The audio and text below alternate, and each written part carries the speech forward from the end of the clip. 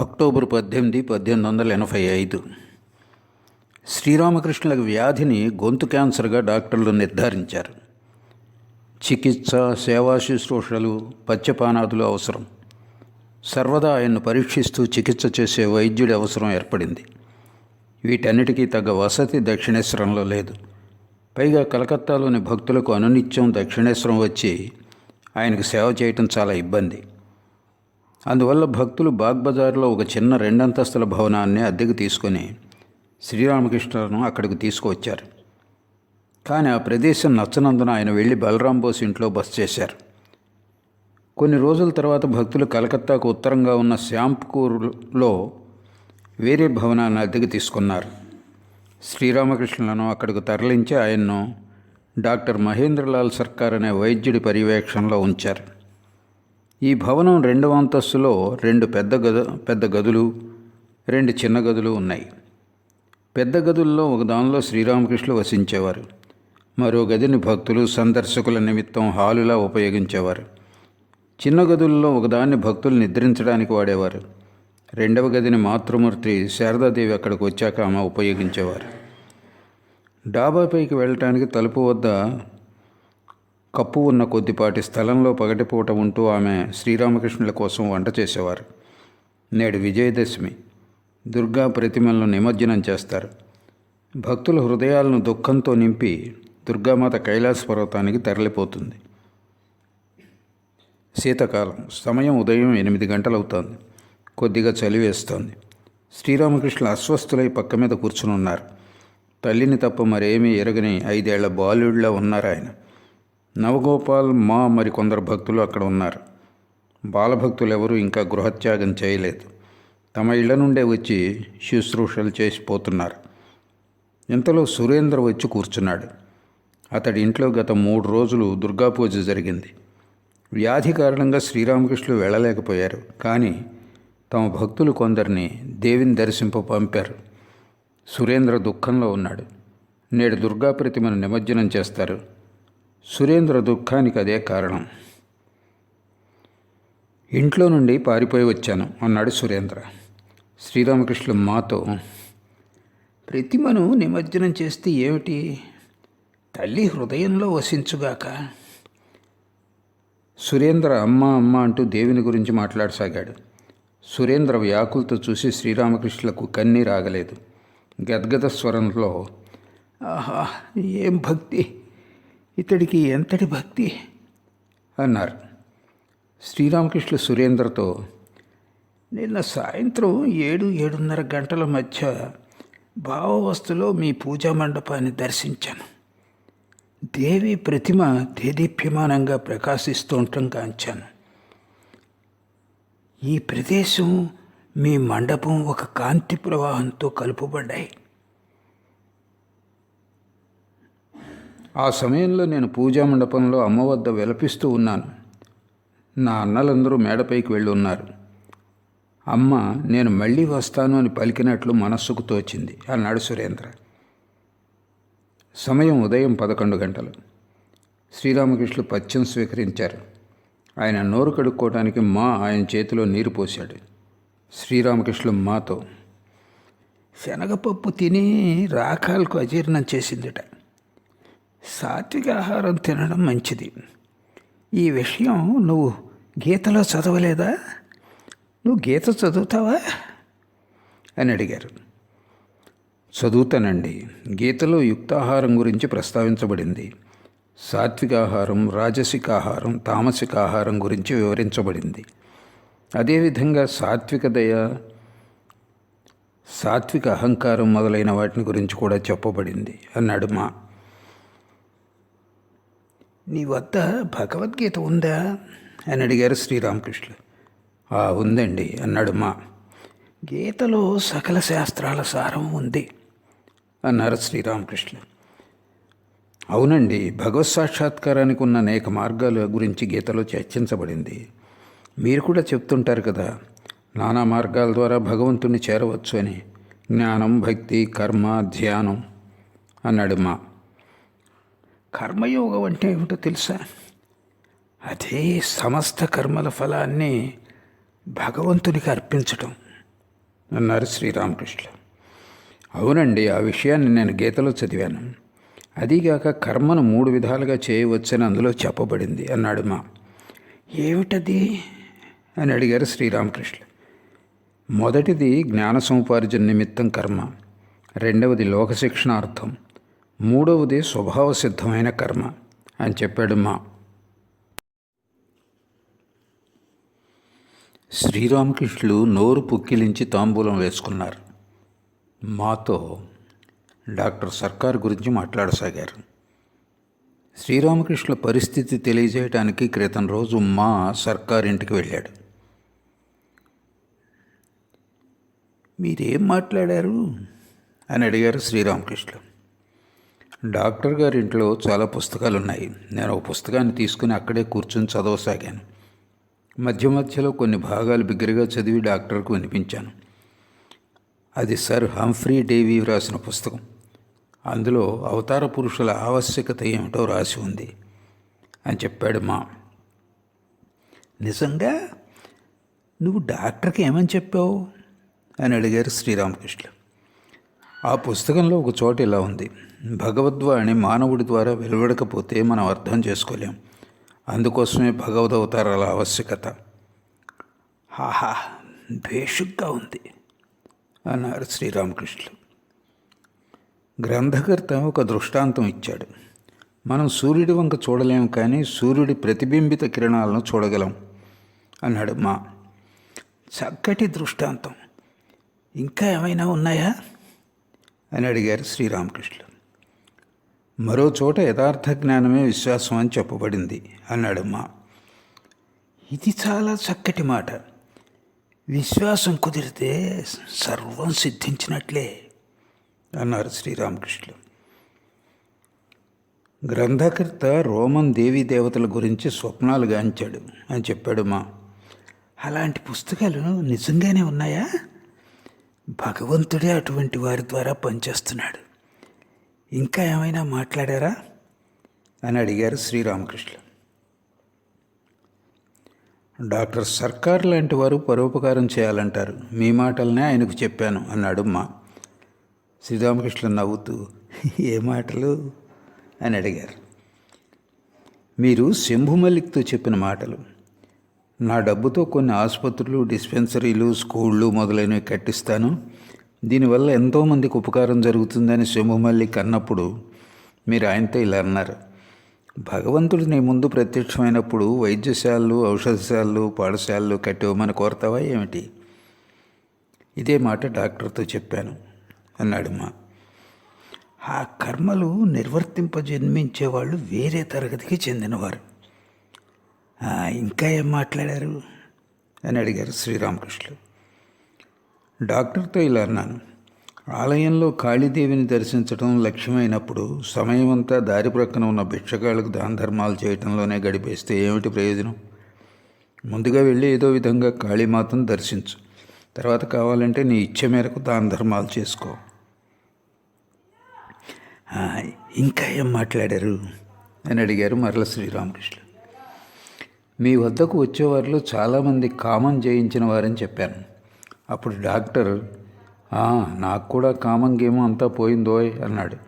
అందుకు నేను ఇలా అన్నాను: మీరు గొప్పవారు, మీలాంటి వారు కామం జయించారంటే అందులో ఆశ్చర్యం ఏమీ లేదు. కానీ ఆశ్చర్యం ఏమిటంటే అల్పజీవులు కూడా ఆయన వద్ద వసించడం వల్ల ఇంద్రియాలను జయిస్తున్నారు. పిదప నేను మీరు గిరీష్ ఘోష్కు చెప్పిన మాటలే చెప్పాను అన్నాడు మా. శ్రీరామకృష్ణ నవ్వుతూ, ఏ మాటలు అని అడిగారు. మీరు గిరీష్ ఘోష్తో డాక్టర్ నిన్ను మించి వెళ్ళలేకపోయాడు అన్నారు. గిరీష్ ఘోష్ మిమ్మల్ని భగవదవతారం అనటం గురించి మీరు ఆ మాట అన్నాడు మా. నువ్వు అవతారవాదం గురించి డాక్టర్కు బాగా చెప్పు. జీవులను తరించేవాడే అవతార పురుషుడని చెప్పు. పురాణాల్లో 10 అవతారాలు, 24 అవతారాలు, ఇంకా లెక్కలేనన్న అవతారాల గురించి చెప్పబడింది. ఆయన తరచూ గిరీష్ ఘోష్ గురించి అడుగుతూ ఉంటారు. గిరీష్ ఘోష్ త్రాగుడు అలవాటును పూర్తిగా వదిలిపెట్టేసాడా అంటూ సర్వదా అడుగుతూ ఉంటారు. అతడి మీద నిశితమైన దృష్టి పరిపి ఉన్నారు అన్నాడు మా. నువ్వు గిరీష్ ఘోష్కి ఈ సంగతి చెప్పావా అని అడిగారు శ్రీరామకృష్ణులు. చెప్పానండి, ఇంకా త్రాగుడు మానటం గురించి కూడా చెప్పాను అన్నాడు మా. అతడు ఏమన్నాడు అని అడిగారు శ్రీరామకృష్ణులు. అతడు ఇలా అన్నాడు, మీరందరూ చెప్తున్నారు కాబట్టి నేను వాటిని శ్రీరామకృష్ణుల పలుకులుగా శిరసావహిస్తాను, కానీ ఎలాంటి వాగ్దానం మాత్రం చేయజాలను అన్నాడు. మధ్యాహ్నం అయింది. డాక్టర్ సర్కార్ తన కుమారుడు అమృతను వెంటబెట్టుకుని హేమ్తో పాటు వచ్చాడు. నరేంద్రాది భక్తులు అక్కడ ఉన్నారు. శ్రీరామకృష్ణ అమృతను పక్కకు పిలిచి మాట్లాడారు. అతడితో, నువ్వు ధ్యానం చేస్తుంటావా అని అడిగారు. పెదపి ఇలా అన్నారు, ధ్యానావస్థ ఎలాంటిదో తెలుసా? మనస్సు తైలధారలా అయిపోతుంది. కేవలం ఒక్కటే చింతన, భగవత్ చింతన. అందులోకి ఇతర ఆలోచనలు ఏవి చొరపడలేవు. తరువాత శ్రీరామకృష్ణ భక్తులతో మాట్లాడసాగారు. ఆయన డాక్టర్తో, నీ కుమారుడు అవతారవాదాన్ని అంగీకరించడు, అయినా పర్వాలేదు. అతడు అంగీకరించుకున్నా పర్వాలేదు. నీ కుమారుడు మంచి కుర్రవాడు. అలా కాకుండా ఎలా ఉంటాడు? బొంబాయి మామిడి చెట్టుకు పుల్లని పళ్ళు కాస్తాయా ఏమిటి? అతడికి భగవంతుడి పట్ల ఎంతటి విశ్వాసమని. భగవంతుడిపై మనస్సు నిలిపేవాడే అసలైన మనిషి. భగవంతుడు ఒక్కడే సత్యం, సమస్తం అనిత్యమని నిశ్చయంగా ఎరిగి ఆధ్యాత్మిక చైతన్యం జాగృతమై ఉన్నవాడే నిజమైన మనిషి. అమృత్ భగవదవతారాలను విశ్వసించడు. అయితే అందులో తప్పేముంది? భగవంతుడు ఉన్నాడని, ఈ సమస్త జీవజగత్తులు ఆయన ఐశ్వర్యమేనని, అంటే ఆయన శక్తి వ్యక్తీకరణ లేనని నమ్మితే చాలు. భాగ్యవంతుడు అతడి తోట మాదిరే. కొందరు దశావతారాలు ఉన్నవని అంటారు, మరికొందరు 24 అవతారాలు ఉన్నాయంటారు, మరికొందరు అవతారాలు అసంఖ్యాకం అంటారు. భగవంతుడి శక్తి ఎక్కడైతే విశేషంగా వ్యక్తమవుతుందో అక్కడ భగవంతుడు అవతరించాడని గ్రహించు. ఇదే నా అభిప్రాయం. మరో దృక్పథం కూడా ఉంది. దాని ప్రకారం నువ్వు చూస్తున్నదంతా ఆయనే అయి ఉన్నాడు. మారేడు పండుల గింజలు, తొక్క, గుజ్జు, ఈ 3 చేరినప్పుడే కదా మారేడు పండు అవుతుంది. దేన్నైతే నిత్యము లీల కూడా దానికి సంబంధించిందే. నిత్యాన్ని వదిలిపెట్టి కేవలం లీలను అర్థం చేసుకోలేము. ఎందుకంటే లీల ఉండటం చేతనే దాన్ని క్రమక్రమంగా అతిక్రమిస్తూ నిత్యాన్ని చేరుకోవచ్చు. అహంభావన ఉన్నంత వరకు లీలను వదిలిపెట్టిపోజాలం. నేతి నేతి అంటూ ధ్యానయోగం ద్వారా లీలను వదిలిపెట్టి నిత్యాన్ని చేరుకోవచ్చు. కానీ వదిలేదంటూ ఏదీ లేదు. ఇందాక చెప్పానే, మారేడు పండు మాదిరే. సరిగ్గా చెప్పారు అన్నాడు డాక్టర్. మరల శ్రీరామకృష్ణులు, కచ్యుడు నిర్వికల్ప సమాధిలో ఉండేవాడు. సమాధి స్థితి నుండి దిగి వచ్చిన తర్వాత ఎవరో అతన్ని, నువ్వు ఇప్పుడు ఏం చూస్తున్నావు అని అడిగారు. అందుకు కచ్యుడు ఇలా అన్నాడు, జగత్తు ఆయనలో ఓతప్రేతమై ఉన్నట్లుగా కాల్చుతున్నాను. ఆయనే పరిపూర్ణుడై వెలయుచున్నాడు. నేను చూస్తున్నదంతా ఆయనే అయి ఉన్నాడు. వీటిలో దేన్ని స్వీకరించాలో దేన్ని తృణీకరించాలో నిశ్చయించుకోలేకపోతున్నాను. నిత్యం లీల రెంటిని అనుభూతం చేసుకుని పిదప భగవంతుని సేవకునిగా సంసారంలో జీవించాలని నేను అభిప్రాయపడుతున్నాను. హనుమంతుడు సాకార నిరాకారాలను రెంటిని దర్శించాడు.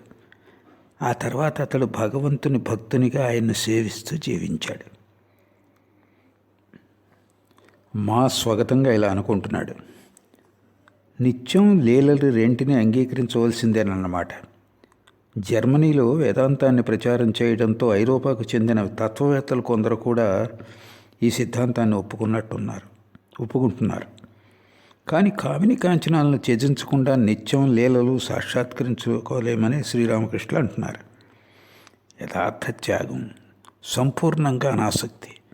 హెగెల్ వంటి పాశ్చాత్య పండితుల సిద్ధాంతాలకు శ్రీరామకృష్ణుల బోధలకు నడుమ ఉన్న వ్యత్యాసం ఇదే. డాక్టర్ సర్కార్ అభిప్రాయం ఏమిటంటే, భగవంతుడు మానవులను సృష్టించాడు కాబట్టి ఆత్మలన్నిటికీ అనంతమైన ఉన్నతి కలుగుతుంది. ఒక మనిషి మరో మనిషి కంటే గొప్పవాడిగా ఉండగలడు అన్న మాటను ఆయన ఒప్పుకోడు. అంటే సృష్టిలో అందరూ సమానమే, హెచ్చుతగ్గులనేవి లేవు అనేదే ఆయన అభిప్రాయం. అందుకే ఆయన అవతార సిద్ధాంతాన్ని అంగీకరించడు. డాక్టర్: ఇన్ఫినిట్ ప్రోగ్రెస్ లేనట్లయితే ఇంకా 5-6 ఏండ్లు బ్రతికి ఏం లాభం? అంతకంటే ఉరిపోసుకోవటం మేలు. ఒక మనిషిని పట్టుకుని అవతారం అండమా? అందరిలాగే మలమూత్రాలు విసర్జించే వ్యక్తి కాళ్లకు మ్రొక్కటమా? దీన్ని నేను అంగీకరించను. ఓహో, కానీ రిఫ్లెక్షన్ ఆఫ్ గాడ్స్ లైట్ దీన్ని అంగీకరిస్తాను. భగవద్జ్యోతి మనిషిలో ప్రకాశిస్తుందని ఒప్పుకుంటాను అన్నాడు. కానీ మీరు గాడ్స్ లైట్ని దర్శించలేదు కదా అన్నాడు గిరీష్. డాక్టర్కి ఏం జవాబు ఇవ్వాలో తోచలేదు. పక్కనే ఆయన స్నేహితుడు కూర్చుని ఉన్నాడు. అతడు ఆయన చెవిలో ఏదో గుసగుసలాడాడు. డాక్టర్ గిరీష్తో, కానీ మీరు కూడా ప్రతిబింబం తప్ప మరేది చూడలేదు కదా అన్నాడు. అందుకు Girish, I see it, I see the light. శ్రీకృష్ణుడు అవతార పురుషుడని ప్రూవ్ చేయగలను, లేకుంటే నా నాలుక తెగ్గోసుకుంటాను అన్నాడు. శ్రీరామకృష్ణులు: ఇవన్నీ నిరర్థకవాదాలు. ఇవి సన్నిపాత రోగి ప్రేలాపనలు వంటివి. సన్నిపాత రోగి వికారంతో ఇలా అంటుంటాడు: బిందెడు నీళ్లు త్రాగుతాను, గుండికి అన్నం తింటాను. వైద్యుడు అంతా వింటూ అలాగే చేద్దులే అంటుంటాడు. వికారం తగ్గాక రోగి ఏం మాట్లాడతాడో వాటిని మాత్రమే వైద్యుడు లక్ష్య పెడతాడు. వెన్నను కాచేటప్పుడు చిటపట్లాడుతుంటుంది, కానీ అది బాగా కాగిన తర్వాత ఎలాంటి శబ్దము ఉండదు. ఎవరి మనసు ఎలా ఉంటుందో భగవంతుడి గురించి వారి భావన కూడా అలాగే ఉంటుంది. నేను సంపన్నుల ఇళ్లలో క్వీన్ విక్టోరియా రాణి చిత్రపటాన్ని, ఇంకా ఇతర పెద్ద మనుషుల చిత్రపటాలని ఉండటం చూశాను. కానీ భక్తుల ఇళ్లలో దేవీ దేవతల చిత్రాలు ఉంటాయి. లక్ష్మణుడు రాముడితో, రామ, వశిష్ఠ మహర్షి అంతటి వాడే పుత్రశోకంతో దుఃఖిస్తున్నాడే అన్నాడు. అందుకు రాముడు ఇలా విశదపరిచాడు: తమ్ముడు, జ్ఞానం ఉన్నవాడికి అజ్ఞానం కూడా ఉంటుంది. వెలుగును గురించి తెలిసిన వాడికి చీకటిని గురించి కూడా తెలిసి ఉంటుంది. అందుకే నువ్వు జ్ఞానాజ్ఞానాలకు అతీతుడివై వెళ్ళు. భగవంతుణ్ణి విశేషంగా తెలుసుకున్నట్లయితే ఇలాంటి స్థితి ఏర్పడుతుంది. దీనినే విజ్ఞానం అంటారు. కాలికి ముళ్ళు గుచ్చుకున్నప్పుడు మరో ముళ్ళును వెదికి తీసుకురావాలి. దాంతో కాలిలోని ముళ్ళు తీసివేయాలి. అటు పిమ్మట రెంటిని పారేస్తాం. జ్ఞానం అనే ముళ్ళుతో అజ్ఞానం అనే ముళ్ళును తొలగించాక జ్ఞానాజ్ఞానాలనే 2 ముళ్ళను పారేయాలి. పూర్ణ జ్ఞానానికి కొన్ని గుర్తులున్నాయి. వాటిలో ఒకటి విచారణ ఆగిపోతుంది. నేను ఇందాక చెప్పానే, వెన్న చిటపట్లాడేది, అది పూర్తిగా కాగనంత వరకే.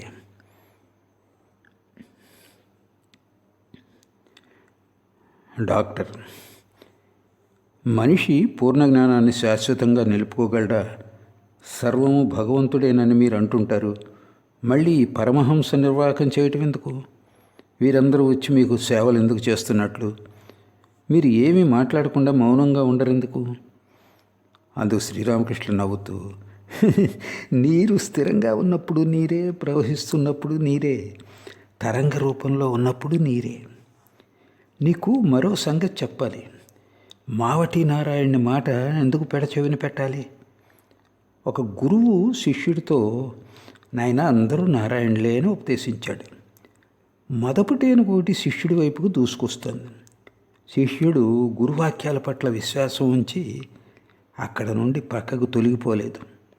ఏనుగు కూడా నారాయణే కదా, పక్కకు పో అంటూ మావటి గొంతు చించుకుని అరుస్తున్నాడు.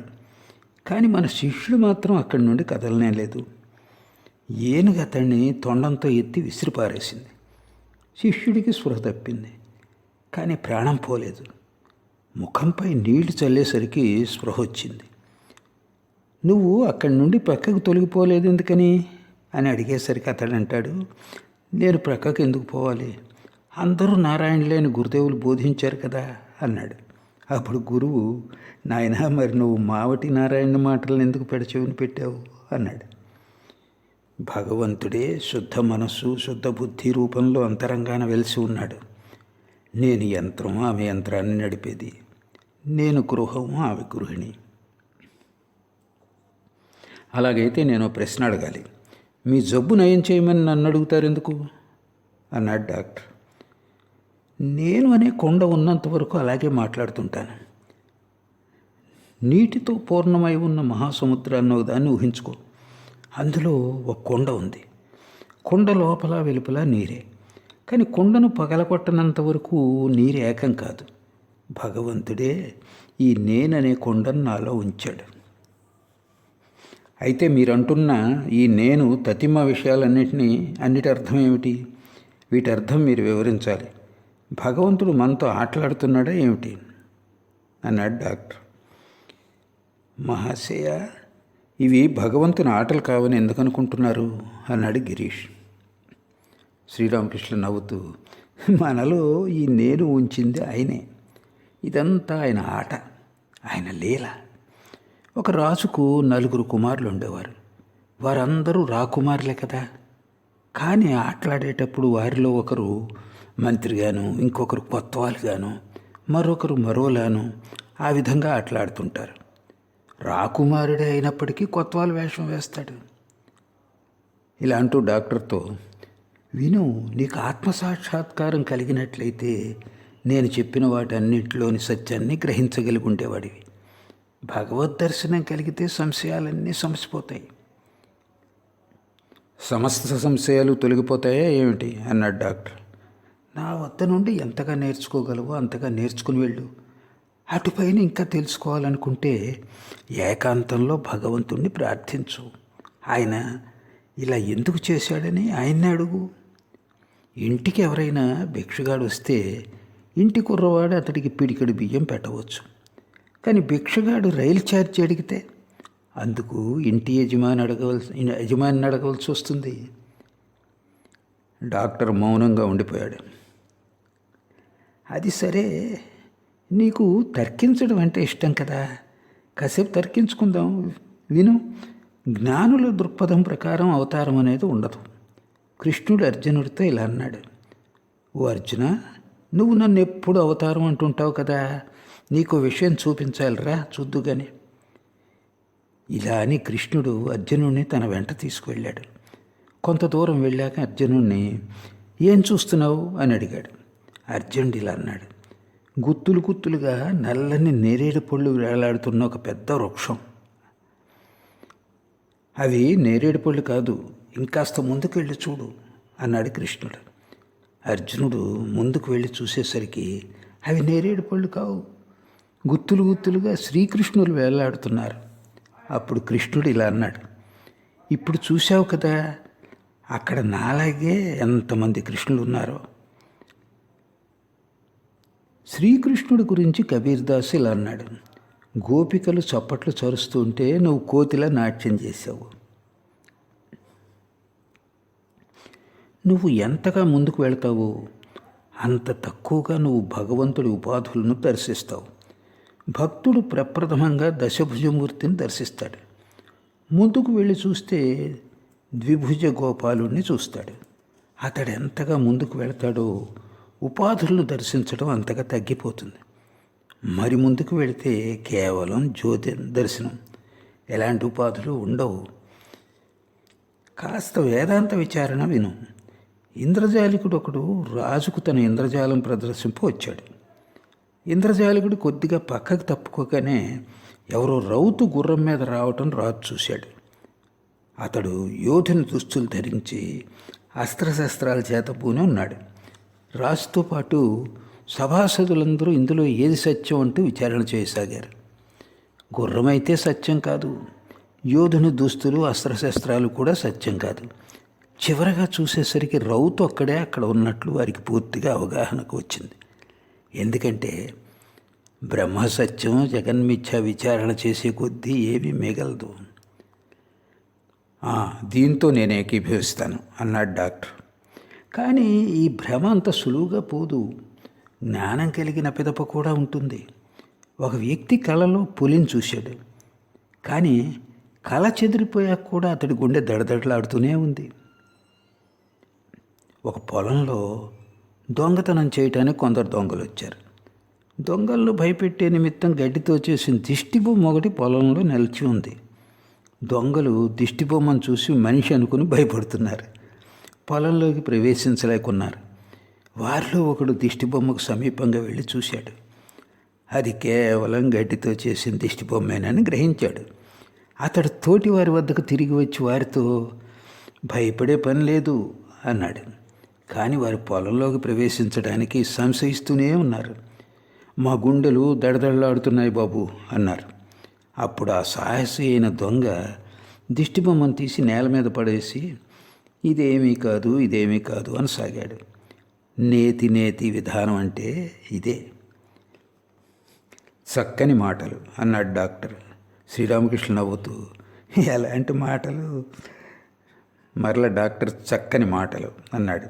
శ్రీరామకృష్ణులు, మరి అయితే ఒక థ్యాంక్ యూ ఇవ్వవయ్యా అన్నారు. మీరు నా మనోభావాన్ని అర్థం చేసుకోరా? మిమ్మల్ని చూడటానికి నేను ఇక్కడికి ఎంత కష్టపడి వస్తున్నానని అన్నాడు డాక్టర్. అందుకు శ్రీరామకృష్ణ నవ్వుతూ, నేను చెప్పేది అది కాదు. కనీసం మూర్ఖుల కోసమైనా ఏమైనా చెప్పాలి. రావణుడి మరణానంతరం విభీషణుడు లంకకు రాజు అవటానికి ఇష్టపడలే. రాముడితో, ఓ రామా, నేను నిన్ను పొందాను కదా, ఇక ఈ రాజ్యంతో ఏం చేసుకోను అన్నాడు. అందుకు రాముడు ఇలా అన్నాడు, విభీషణ, నువ్వు మూర్ఖుల కోసం రాజు కావాలి. నువ్వు రాముడిని ఇంతగా సేవించావు, అందువల్ల నీకేం దక్కింది అని అడుగుతారు వారు. వారికి పాఠం నేర్పడానికైనా నువ్వు రాజు అవ్వాలి. అటువంటి మూర్ఖులు ఇక్కడ ఎక్కడున్నారు అన్నాడు డాక్టర్. శ్రీరామకృష్ణ నవ్వుతూ, లేకే, ఇక్కడ అన్ని రకాల వారు ఉన్నారు. ముచ్చపు చెప్పులు ఉన్నాయి, నత్తగొల్లలు ఉన్నాయి అన్నారు. అందరూ నవ్వారు. డాక్టర్ సర్కార్ హోమియోపతి డాక్టర్. శ్రీరామకృష్ణలకు 2 గుళికలు హోమియోపతి మందు ఇచ్చాడు. డాక్టర్ నవ్వుతూ, నేను ఈ 2 గుళికలు ఇస్తున్నాను. వీటిలో ఒకటి పురుషుడు, మరొకటి ప్రకృతి అన్నాడు. అందరూ నవ్వారు. శ్రీరామకృష్ణులు నవ్వుతూ, అవును, ప్రకృతి పురుషులు ఎప్పుడూ ఒకే చోట ఉంటారు. పావురాళ్ళను చూడలేదా? అవి విడివడి ఉండలేవు. ప్రకృతి ఉన్న చోటనే పురుషుడు, పురుషుడు ఉన్న చోటనే ప్రకృతి అన్నారు. నేడు విజయదశమి. శ్రీరామకృష్ణులు డాక్టర్ను ఏమైనా ఉపాహారం తీసుకోమన్నారు. భక్తులు డాక్టర్కు ఉపాహారం సమర్పించారు. డాక్టర్ ఉపాహారం తింటూ, ఉపాహారం పెట్టినందుకు గాను థ్యాంక్ యూ ఇస్తాను. మీరిచ్చిన ఉపదేశాలకు మాత్రం కాదు.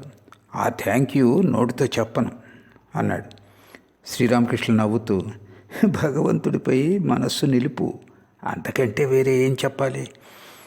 ఇంకా కాస్త ధ్యానం చేస్తూ ఉండు ఇలా అని చిన్న నరేంద్రుని చూపిస్తూ, చూడు, ఇతడి మనస్సు భగవంతుల్లో సంపూర్ణంగా లీనమైపోతుంది. నీకు చెప్పిన మాటలన్నీ ఆ మాటలు వీరికి కూడా చెప్పండి అన్నాడు డాక్టర్. అందుకు శ్రీరామకృష్ణులు, వ్యక్తి జీర్ణశక్తికి తగ్గట్టు అతడికి ఆహారం ఇవ్వాలి. నీకు చెప్పిన విషయాలను అందరూ అర్థం చేసుకోగలరా ఏమిటి?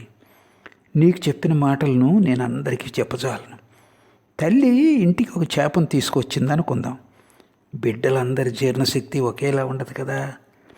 కొంతమంది కోసం ఆమె పలావ్ చేస్తుంది, మరి కొందరి కోసం పులుసు చేస్తుంది.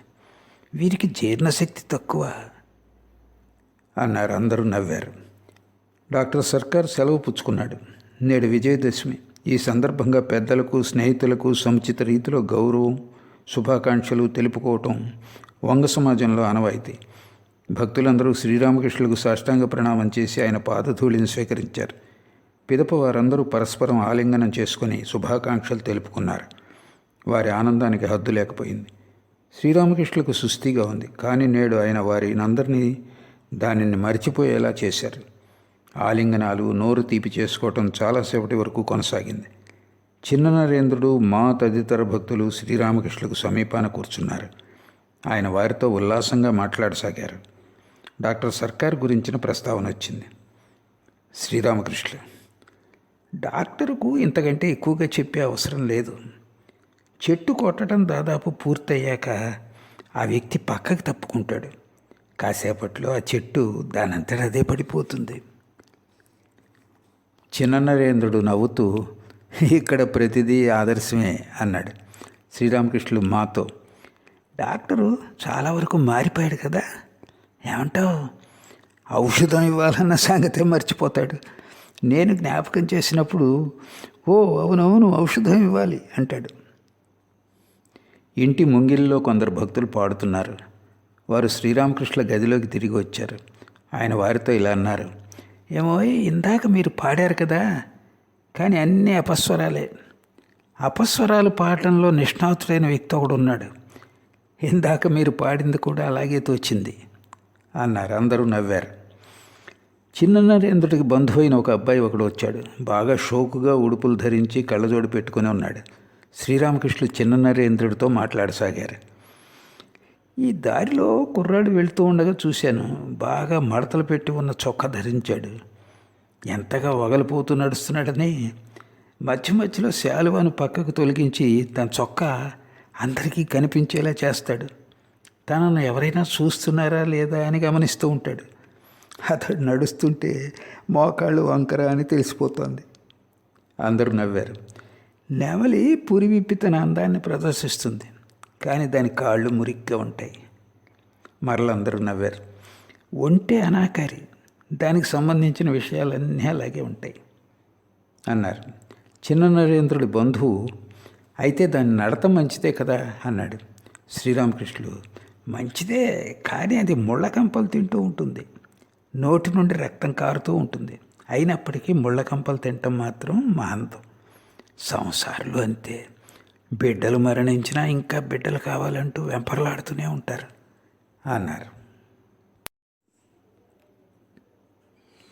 అక్టోబర్ 22, 1885 గురువారం సాయంత్రం. దుర్గాపూజ తరువాత కొన్ని రోజులు గడిచాయి. శ్రీరామకృష్ణులు శ్యాంపుకూరు భవనం 2వ అంతస్తులోని తమ గదిలో పక్క మీద కూర్చుని ఉన్నారు. బలరాం బోస్ ఇంట్లో ఉండేటప్పుడు సుప్రసిద్ధ ఆయుర్వేద వైద్యుడైన గంగాప్రసాద్కు ఆయన్ను చూపించడం జరిగింది. ఈ వ్యాధి నయమవుతుందా అని శ్రీరామకృష్ణులు అడిగినప్పుడు గంగాప్రసాద్ బదులు చెప్పలేదు. మరికొందరు అలోపతి డాక్టర్లు కూడా చూసి ఈ వ్యాధి నయమవుదని నిర్ధారణ చేశారు. ప్రస్తుతం శ్రీరామకృష్ణులు హోమియోపతి వైద్యుడైన డాక్టర్ సర్కార్ పర్యవేక్షణలో ఉన్నారు. ఆయనకు శ్రీరామకృష్ణుల పట్ల అమిత శ్రద్ధాభక్తులు. బొత్తిగా తీరిక లేకపోయినప్పటికీ వచ్చినప్పుడల్లా ఆయన ఒక్కోసారి దాదాపు 6-7 గంటల పాటు ఇక్కడే ఉండిపోతాడు. దగ్గర చుట్టంలో భక్తులందరితో కలిసిమెలిసి ఉంటాడు. గదిలో శ్రీరామకృష్ణులతో పాటు ఈశాన్ చంద్ర ముఖోపాధ్యాయ, డాక్టర్ సర్కార్ తదితర భక్తులు ఉన్నారు. ఈశాన్ దానశీలి, పెన్షన్ పుచ్చుకొని జీవితం గడుపుతూ ఉంటాడు. అయినప్పటికీ దానాలు చేయటం మాత్రం మానడు. సమయం అంతా భగవత్ చింతనలోనే గడుపుతుంటాడు. శ్రీరామకృష్ణులకు జబ్బు చేసిందని విని ఆయన్ని చూడటానికి వచ్చాడు. భక్తులందరూ శ్రీరామకృష్ణుల వచనామృతాన్ని గ్రోలటానికి ఆతురతతో ఉన్నారు. శ్రీరామకృష్ణులు ఈశాన్ను ఉద్దేశిస్తూ మాట్లాడసాగారు. సంసారంలో ఉంటూ భగవంతుడి పాదపద్మాలపై భక్తిని కలిగి ఉండి సంసారం చేసేవాడు నిజంగానే ధన్యుడు సుమా. అతడే వీరుడు. నెత్తి మీద 2 మణుగుల బరువు పెట్టుకొని కూడా దారిన వెళ్లే పెళ్లివారి ఊరేగింపును చూసే వ్యక్తి లాంటివాడు. అతడు ఎంతో శక్తి ఉంటే తప్ప అలా జీవించలేడు. అలాంటి సంసారి బురద చేప లాంటివాడు. బురదలో ఉంటుంది, కానీ దాని ఒంటికి కాస్తైనా బురద అంటుకోదు. నీటి పక్షి సర్వదా నీటిలో మునిగుంటుంది, కానీ అది ఒక్కసారి రెక్కలు విదిలించగానే దాని ఒంటిపై నీరనేదే నిలవదు. కానీ సంసారంలో నిర్లిప్త భావంతో ఉండటానికి గాను కొన్ని సాధనలు చేయవలసి ఉంటుంది. కొంతకాలం పాటు ఏకాంతంలో ఉండటం అవసరం. అది ఏడాది పాటు కావచ్చు, 6 నెలలు కావచ్చు, 3 నెలలు కావచ్చు, లేకుంటే 1 నెల అయినా కావచ్చు. ఆ ఏకాంతంలో భగవచ్చింతన చేయాలి. వ్యాకుల చిత్తంతో భగవంతుని భక్తి కోసం ప్రార్థించాలి. హృదయాంతరాళాల్లో ఇలా అనుకోవాలి: ఈ సంసారంలో నావారంటూ ఎవరు లేరు. ఎవరినైతే నావారు అంటున్నానో వారు ఉండేది 2 రోజులు మాత్రమే. భగవంతుడు ఒక్కడే నావాడు. ఆయనే నా సర్వస్వం. వాహ్, నేను ఆయన్ని ఎలా పొందగలను? భక్తిని సంపాదించుకున్న తర్వాత సంసారం చేయవచ్చు. ఇది చేతులకు నూనె రాసుకొని పనస్తోనలు వలవటం లాంటిది. అప్పుడు చేతులకు జిగురు అంటదు. సంసారం నీటి వంటిది, మనస్సు పాల లాంటిది. నీటిలో పాలన కనుక పోస్తే రెండు కలిసిపోతాయి. అందుకే పాలను ఏకాంత ప్రదేశంలో, అంటే ఎవరు పాలను కదపకుండా ఉండేటట్లు పెట్టి తోడు పెట్టవలసి ఉంటుంది. పెరుగు తోడుకున్న తర్వాత వెన్న తీయవలసి ఉంటుంది. వెన్నను తీశాక దాన్ని నీటిలో కనుక వేసినట్లయితే అది నీటిలో కలిసిపోదు, నిర్లిప్తంగా నీటి మీద తేలుతూ ఉంటుంది. బ్రహ్మ సమాజ భక్తులు నాతో ఇలా అన్నారు, మహాశయ, మాది జనక మహారాజు మతం, ఆయనలాగానే మేము కూడా నిర్లిప్త భావంతో సంసారం చేస్తాము. అందుకు నేను ఇలా అన్నాను, నిర్లిప్త భావంతో సంసారం చేయటం ఎంతో కష్టం. ఊరికే నోడుతో చెప్పినంత మాత్రాన ఎవరు జనక మహారాజులైపోరు.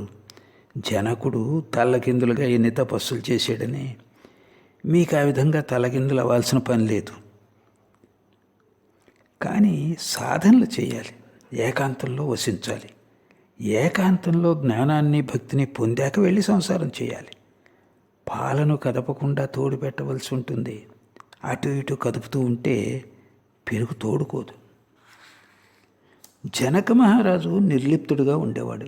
అందుచేత ఆయనకు విదేహుడనే ప్రత్యేకమైన పేరు కూడా ఉంది. ఎందుకంటే ఆయనకు దేహభావన ఉండేది కాదు కాబట్టి. సంసారంలో ఉంటూ కూడా జీవన్ముక్తుడై తిరుగుతూ ఉండేవాడు. కానీ దేహభావన పోవడం అనేది సుదూర విషయం. అందుకు ఎంతగానో సాధనలు అవసరం.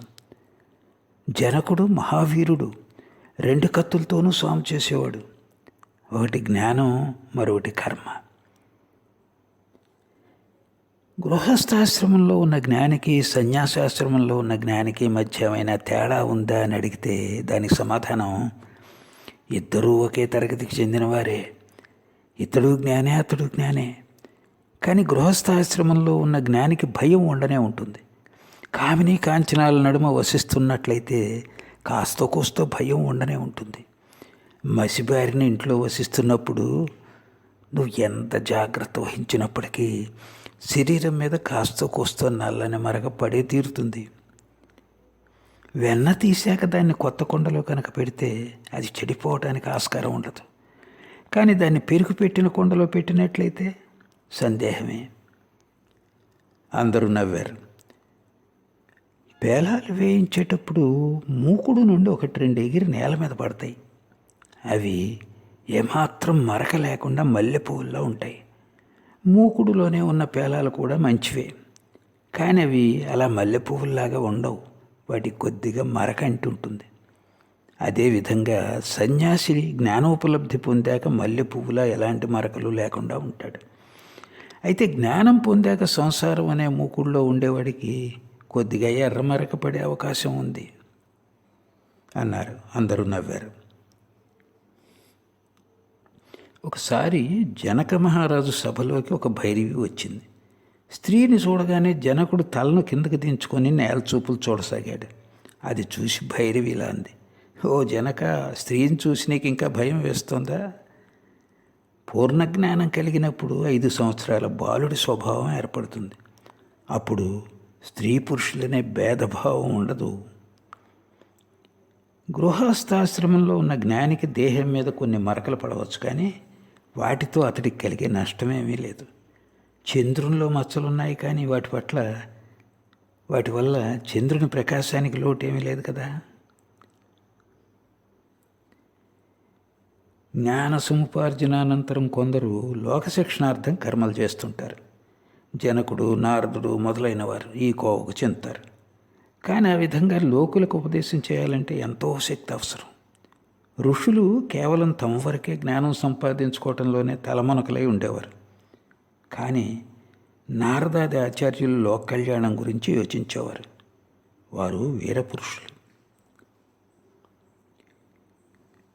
తేలికైన పనికిరాని కర్ర నీటిపై తేలుతూ పోతున్నప్పుడు దాని మీద ఒక పక్షి రాలినా అది మునిగిపోతుంది. కానీ భారీగా ఉన్న కొయ్య తుంగ నీటిపై తేలుతున్నప్పుడు ఆవు, మనిషి, చివరకు ఒక ఏనుగును కూడా అది మునిగిపోకుండా నిభాయించుకోగలదు. స్టీమరు తనంతట తాను ఆవుల ఒడ్డుకు చేరటమే కాక ఎంతోమందిని చేరవేస్తుంది కూడా. నారదుడు మొదలైన ఆచార్యులు ఇలాంటి భారీగా ఉన్న కొయ్య దొంగలు, స్టీమర్ల వంటి వారు. కొందరు ఏదైనా రుచిగల పదార్థాన్ని తిన్న తర్వాత మరెవ్వరికి అది తెలియకుండా తువ్వాలతో మూతి తుడుచుకుని కూర్చుంటారు. అందరూ నవ్వారు. మరికొందరు ఉంటారు, అలాంటి వ్యక్తికి మామిడి పండు లభించినప్పుడు దాన్ని కోసి అందరికీ పంచుతాడు, తాను కూడా తింటాడు.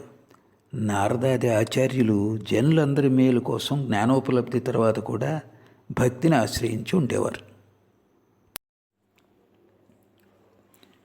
జ్ఞానంతో మనిషి అవాక్కైపోతాడు, కళ్ళు మూసుకుంటాడు, కన్నీరు స్రవిస్తుంది, అప్పుడు భక్తి అవసరం ఏర్పడుతుంది అన్నాడు డాక్టర్. అందు శ్రీరామకృష్ణులు, భక్తి స్త్రీ లాంటిది, అందుకే అంతఃపురం వరకు వెళ్ళగలదు, జ్ఞానం బయట ఉన్న గదుల వరకు మాత్రమే పోగలదు అన్నారు. అందరూ నవ్వారు. అయితే స్త్రీలందరికీ అంతఃపురంలో ప్రవేశించడానికి అనుమతి లభించదు కదా, ఉదాహరణకు వేశ్యలు, అందుకే జ్ఞానం యొక్క అవసరం అన్నాడు డాక్టర్. శ్రీరామకృష్ణులు, ఒక వ్యక్తికి సరైన మార్గం తెలియకుండా ఉండవచ్చు, కానీ అతడికి భగవంతుడి పట్ల భక్తి ఉన్నది, ఆయన్ని తెలుసుకోవాలనే ఆకాంక్ష ఉన్నది.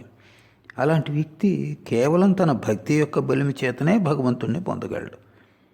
ఒకసారి ఒక చిత్తశుద్ధి గల భక్తుడు పూరి జగన్నాథ స్వామిని దర్శించడానికి బయలుదేరాడు. పూరికి వెళ్ళే మార్గం ఏదో అతడికి తెలియదు. దక్షిణ దిశగా వెళ్ళడానికి బదులుగా అతడు పశ్చిమంగా వెళ్ళసాగాడు. దారి అయితే తప్పాడు, కానీ అతడు ఎంతో ఆరాటంగా జనాన్ని సరైన దారి చూపమని అడుగుతున్నాడు. వారు అతడితో, ఇది కాదు సరైన దారి, ఆ దారి గుండా వెళ్ళు అన్నారు. ఆ భక్తుడు చివరకు పూరి చేరుకొని జగన్నాథస్వామిని దర్శించాడు. చూసావా, నీకు తెలియకపోయినప్పటికీ ఎవరో ఒకరు తెలియపరుస్తారు. కానీ ఆ భక్తుడు అజ్ఞానంచే దారి మర్చిపోవడం అయితే జరిగింది కదా అన్నాడు డాక్టర్.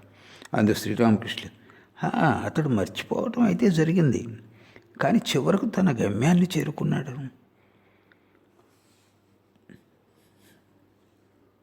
భగవంతుడు సాకారుడా లేక నిరాకారుడా అని అడిగాడు ఒక భక్తుడు.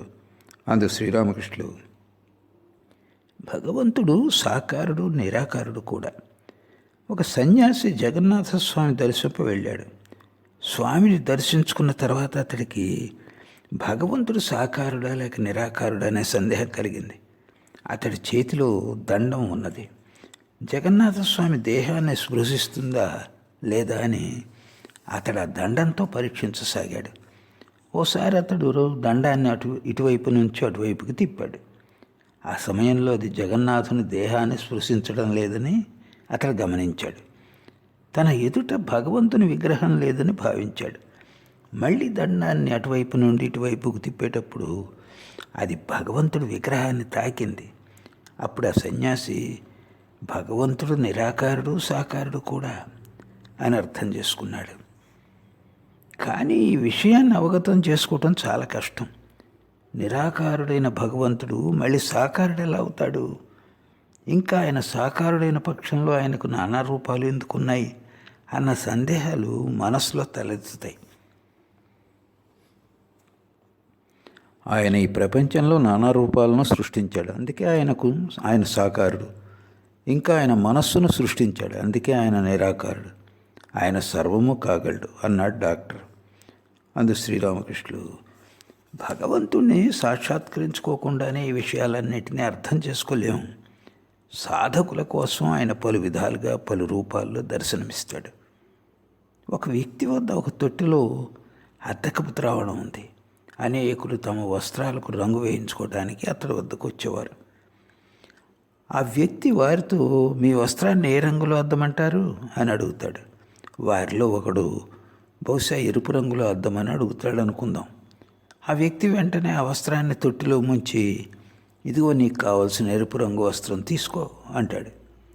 వేరే ఎవరైనా నా వస్త్రాన్ని పసుపు రంగులో అద్దాలి అంటారనుకుందాం.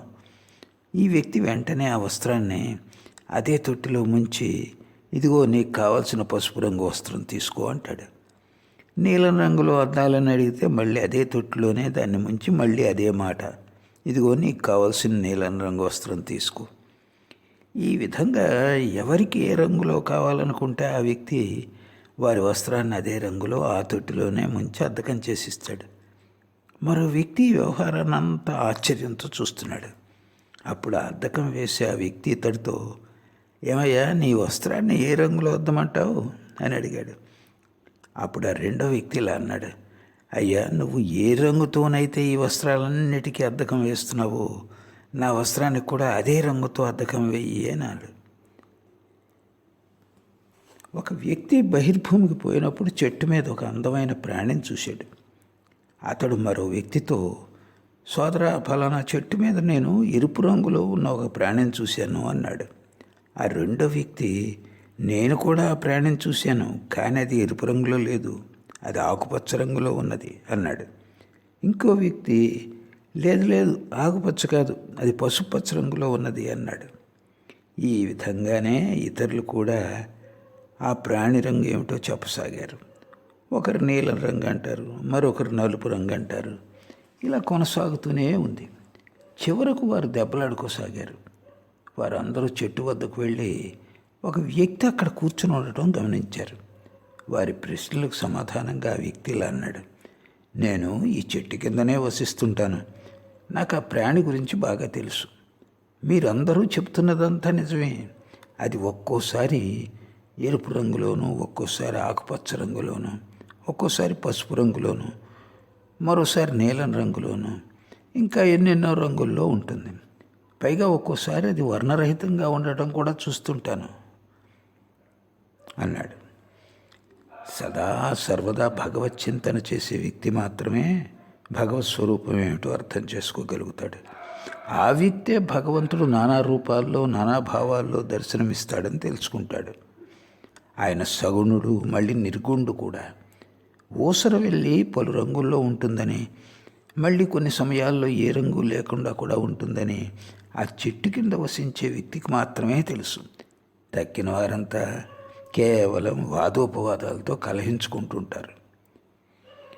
భగవంతుడు సాకారుడు నిరాకారుడు కూడా. ఇది ఎలాంటిదో తెలుసా? సచ్చిదానందం తీరం అంటూ లేని సాగరం వంటిది. భక్తి యొక్క శీతల ప్రభావంతో ఆ సాగరంలో నీరు అక్కడక్కడ ఘనీభవిస్తుంది. నీరు మంచుగడ్డల ఆకారంలో ఘనీభవించినట్లుగా అంటే ఆయన భక్తుడికి సాక్షాత్కరిస్తాడు. ఒక్కోసారి సాకార రూపంలో దర్శనమిస్తాడు. మళ్ళీ జ్ఞానభాస్కరుడు ఉదయించినప్పుడు ఆ మంచంతా కరిగిపోతుంది. సూర్యుడు ఉదయించాక మంచంతా కరిగిపోయి నీరైపోతుంది. మళ్ళీ సూర్యుడి వేడిమి కారణంగా ఆ నీరు నిరాకారమైన ఆవిరిగా మారుతుందన్న విషయం తెలుసునా అని అడిగాడు డాక్టర్. అంటే బ్రహ్మ సత్యం జగన్మిథ్య. ఈ విచారణ తర్వాత సమాధి స్థితి కలిగినప్పుడు రూపం గేపం అన్నీ ఎగిరిపోతాయి. అప్పుడు భగవంతుడు ఒక వ్యక్తి అన్న బోధ ఉండదు. అప్పుడు భగవంతుడు ఏమిటో మాటల్లో చెప్పలేము. ఆ స్థితిలో చెప్పేవారెవరు? ఎవరు చెప్తారో అతడే లేడు. అతడి నేను వెతికినా కూడా కానరాదు. అప్పుడు బ్రహ్మం నిర్గుణం. ఆ స్థితిలో బ్రహ్మం గురించిన బోధ కేవలం బోధ రూపంలోనే ఉంటుంది. మనోబుద్ధులతో ఆయన్ను ఇముడ్చుకోలేం, అంటే అర్థం చేసుకోలేం. అందుకే జనం భక్తి చంద్రుడని, జ్ఞానం సూర్యుడని అంటారు. ఉత్తర దక్షిణ దిశలుగా సుదూరంలో సముద్రం ఉంటుందని విన్నాం. అక్కడ వాతావరణం ఎంత చల్లగా ఉంటుందంటే నీరు గడ్డకట్టి అక్కడక్కడ పెద్ద పెద్ద బండలుగా మారుతుంది. అక్కడ ఓడలు పయనించజాలవు, అవి అక్కడికి వెళ్ళి ఆగిపోతాయి. అలాగైతే భక్తి మార్గంలో మనిషి ఆగిపోతాడు అన్నాడు డాక్టర్. ఆగిపోతాడు, కానీ దీనివల్ల వాటిల్లో హాని ఏమీ లేదు. ఆ సచ్చిదానంద సాగరపు నీరే గడ్డకట్టి మంచుగా తయారైంది. ఇంకా విచారణ కొనసాగించాలంటే, ఉదాహరణకు బ్రహ్మ సత్యం జగన్మిథ్య అంటూ విచారణ చేస్తూ ఉన్నప్పటికీ హాని ఏమీ ఉండదు. ఈ విచారణ నీలో జ్ఞానాన్ని జాగృతం చేస్తుంది. ఆ జ్ఞానం సూర్యునిలా దైవీ స్వరూపాలనే మంచును కరిగించి మళ్ళీ సచ్చిదానంద సాగరాన్ని రూపొందింపజేస్తుంది జ్ఞాన విచారణ అంతంలో సమాధి స్థితి ఏర్పడినప్పుడు నేను లాంటిది ఏది ఉండదు. కానీ సమాధి స్థితిని పొందటం బహు కష్టం. నేననేది ఏ విధంగానూ వెళ్ళాలనుకోదు. అది వెళ్ళాలనుకోదు కాబట్టే మనిషి తిరిగి తిరిగి మళ్ళీ ఈ సంసారంలోకి రావాల్సి వస్తుంది. ఎద్దు హంబా హంబా అని అరుస్తుంది, అంటే నేను నేను అని. అందుకనే దానికి అంతటి దురవస్థ. రోజంతా అది నాగడితో దున్నవలసి ఉంటుంది. ఎండైనా వానైనా సరే. దానికి తోడు దాన్ని కషాయవాడు నరుకుతాడు. అయినప్పటికీ దానికి ముక్తి లేదు. చర్మకారులు దాని చర్మాన్ని ఒలిచి జోళ్ళు తయారు చేస్తారు. చిట్ట చివరిగా దాని ప్రేగులతో తంత్రిని తయారు చేస్తారు. అప్పుడు దూది ఏకేవాడి చేతిలో పడేది తుహు తుహు, అంటే నువ్వు నువ్వు అన్నప్పుడే దానికి ముక్తి. జీవుడు నాహం నాహం నాహం, నేను కాదు ఓ భగవంతుడా, నేను ఏమీ కాదు, నేను దాసుడను, నువ్వు ప్రభువి అన్నప్పుడే విమోచన, అప్పుడే ముక్తి. కానీ దూది ఏకేవాడి చేతిలో పడాలి కదా అన్నాడు డాక్టరు. అందరూ నవ్వారు.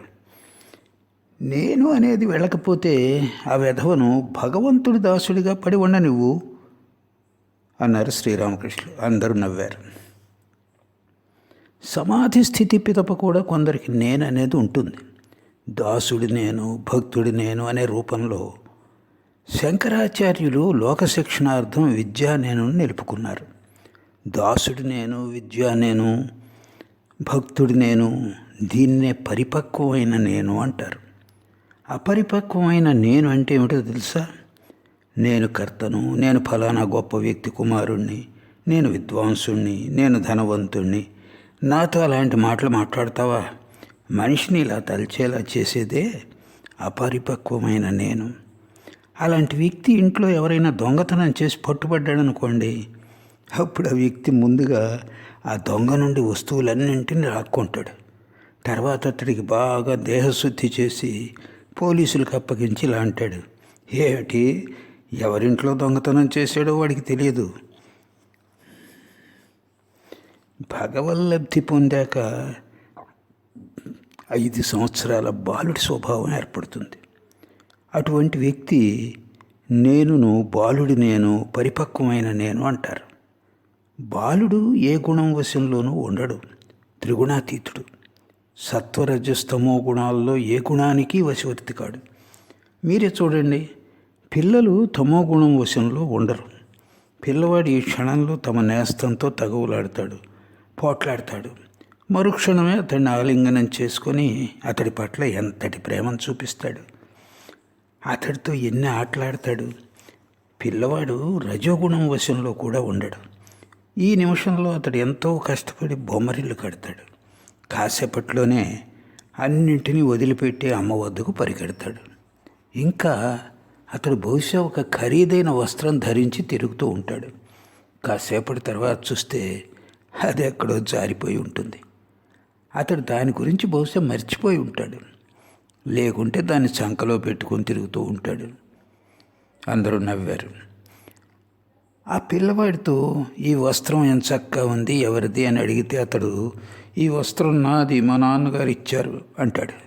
నాయనా, నువ్వు నా బుజ్జివి కదా, ఈ వస్త్రాన్ని నాకు ఇవ్వవు అని అడిగితే అతడు ఓహో ఇది నా వస్త్రం, మా నాన్నగారు ఇచ్చింది, నేను ఇవ్వను అంటాడు. కాసేపటి తర్వాత ఏదైనా బొమ్మనో పిల్లన గ్రోవినో అతడి చేతిలో పెట్టి మురిపింపజేస్తే అతడు 5 రూపాయలు విలువ చేసి ఆ వస్త్రాన్ని నీకు ఇచ్చి వెళ్ళిపోతాడు. అంతేకాదు, 5 సంవత్సరాల బాలుడికి సత్వగుణం పట్ల కూడా ఆసక్తి ఉండదు. ఇవాళ అతడు తన ఇరుగు పొరుగు నేస్తాలతో ఎంతో చెలిమిగా ఉంటాడు. వారిని చూడకుండా ఒక్క క్షణమైనా ఉండలేడు. కానీ తల్లిదండ్రులతో పాటు వేరే ప్రాంతానికి వెళ్ళిపోయినప్పుడు అతడికి అక్కడ కొత్త స్నేహితులు ఏర్పడతారు. అప్పుడు అతడు తన ప్రేమనంతా ఆ కొత్త స్నేహితుల మీదనే కురిపిస్తాడు.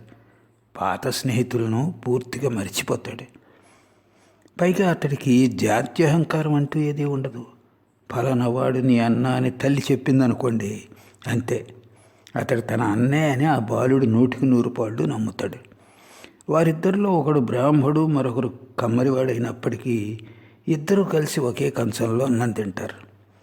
ఇంకా బాలుడికి శుచి అశుచి అంటూ భేదం ఉండదు. బయలుకు వెళ్ళి వచ్చాక అలాగే వచ్చి భోజనానికి కూర్చుంటాడు. లజ్జ కూడా ఉండదు. బయలుకు పోయాక చూడు నేను బాగా పోయాను అంటాడు. ముసలివాడి నేను అని కూడా ఒకటి ఉంది. డాక్టర్ నవ్వాడు. ముసలివాడికి అనేక పాశాలు ఉంటాయి. కులం, అహంకారం, సిగ్గు, ద్వేషం, భయం, విషయాసక్తి, లెక్కలు కట్టే బుద్ధి, కాపట్యం. అతడికి ఎవరి మీదైనా కోపం వస్తే అదంత సులువుగా పోదు. బహుశా అది జీవితాంతం వరకు అట్లే ఉండిపోతుంది. ఇంకా పండితుణ్ణనే అహంకారం, ధనికుణ్ణనే అహంకారం ఉన్నాయి. ముసలివాడి నేను అపరిపక్వమైన నేను. ఇలా అంటూ శ్రీరామకృష్ణుడు డాక్టర్తో, 4-5 రకాలైన మనుషులు ఉంటారు. వారికి జ్ఞానం కలగదు. పాండిత్యం ఉందన్న అహంకారం, విద్యలు అభ్యసించానన్న అహంకారం, డబ్బు ఉందన్న అహంకారం ఉన్నవారికి జ్ఞానం లభించదు. వీరిని ఫలానా చోట ఒక మంచి సాధువు ఉన్నాడట, రా వెళ్ళి చూద్దామని పిలిస్తే వీరు వెంటనే ఎన్నో కుంటి సాకులు చెప్తారు. సాధువుని చూడటానికి రారు. పైగా మనస్సులో ఇలా తలపోస్తారు, నేనింత గొప్ప వ్యక్తిని నేను వెళ్ళడమా. అహంకారం తమోగుణ స్వభావం. అహంకారం అజ్ఞానం వల్ల కలుగుతుంది, తమోగుణం వల్ల కలుగుతుంది. రావణుడికి రజోగుణం, కుంభకర్ణుడికి తమోగుణం, విభీషణుడికి సత్వగుణం ఉండేవని పురాణాల్లో చెప్పబడింది. అందుకే విభీషణుడు శ్రీరామచంద్రుడిని పొందగలిగాడు. తమో గుణానికి మరో లక్షణం ఉంది, అది క్రోధం. క్రోధంలో ఏది మంచి ఏది చెడు అన్న జ్ఞానం ఉండదు. హనుమంతుడు లంకకు నిప్పంటించాడు. అయితే ఆ నిప్పు సీతాదేవి ఉన్న కుటీరానికి కూడా హాని చేస్తుందన్న జ్ఞానం అతడికి లేకపోయింది. తమో గుణానికి ఉన్న మరో లక్షణం కామం. పాథురియాఘాటాకు చెందిన గిరీంద్ర ఘోషు ఒకసారి ఇలా అన్నాడు, కామక్రోధాది శత్రువులు వదిలిపోవు కాబట్టి వాటి దిశను మార్చివేయండి. ప్రాపంచిక సుఖాలను కోరుకునే బదులు భగవంతుణ్ణి కోరుకో. సచ్చిదానందుడితో రమించు. క్రోధం వదలకపోతే తామసిక భావంతో కూడిన భక్తిని ఆరోపించుకొని ఇలా పలుకు, ఏమిటి నేను దుర్గానామాన్ని ఉచ్చరించాను, మరి నాకు ముక్తి కలగదా ఏమిటి? ఇక నాకు పాపం ఏమిటి, బంధం ఏమిటి? అటుపోయిన భగవల్లబ్ధిని పొందాలన్న లోభం కలిగి ఉండు. భగవంతుడి రూపాన్ని మోహించు. అహంకారం నిలుపుకోవాలంటే నేను భగవంతుడి దాసుడును, నేను భగవంతుడి బిడ్డననే అహంకారం నిలుపుకో. ఈ విధంగా 6 శత్రువుల దిశను భగవంతుడి వైపుకు మరల్చాలి అనేవాడు. ఇంద్రియాలను సంయమం చేయటం అనేది ఎంతో కష్టమైన వ్యవహారం. గుర్రం కళ్ళకు 2 వైపులా గంతలు కట్టాలి. కొన్ని గుర్రాలకు కళ్ళను పూర్తిగా మూసివేయవలసి వస్తుంది కూడా అన్నాడు డాక్టర్. అందుకు శ్రీరామకృష్ణులు, భగవంతుడి కటాక్ష వీక్షణం ఒక్కసారి ప్రసరించినట్లయితే, భగవంతుడి దర్శనం కనుక ఒక్కసారి లభించినట్లయితే, ఒక్కసారి ఆత్మసాక్షాత్కారం కలిగినట్లయితే ఇక ఏ భయము ఉండదు. అప్పుడు 6 శత్రువులు ఏమీ చేయజాలరు. నారదుడు, ప్రహ్లాదుడు లాంటి నిత్యసిద్ధ మహాపురుషులకు కళ్ళకు గంతలు కట్టుకోవాల్సిన అవసరం ఏర్పడలేదు. తండ్రి చేయిని తానే స్వయంగా పట్టుకుని పొలం గట్టు మీద నడిచే పిల్లవాడు కాస్త ఎమరపాటుతో ఉంటే అతడి తండ్రి చేయిని వదిలిపెట్టి గోతిలో పడిపోయే ప్రమాదం ఉంది. కానీ తండ్రి పిల్లవాడి చేతిని పట్టుకున్నప్పుడు ఆ పిల్లవాడు ఎప్పటికీ గోతిలో పడడు. కానీ తండ్రి పిల్లవాడి చేయిని పట్టుకోవటం మంచిది కాదు అన్నాడు డాక్టర్. అలాగని కాదు, మహాపురుషులు బాలక స్వభావం కలిగి ఉంటారు. భగవంతుడి వద్ద వారు సర్వదా బాలకులే. వారికి అహంకారం ఉండదు. వారికి ఉన్న శక్తి అంతా భగవంతుడి శక్తే, తండ్రి గారి శక్తే. తనదంటూ ఏమీ ఉండదు. ఆ విషయమే వారికి దృఢ విశ్వాసం ఉంటుంది.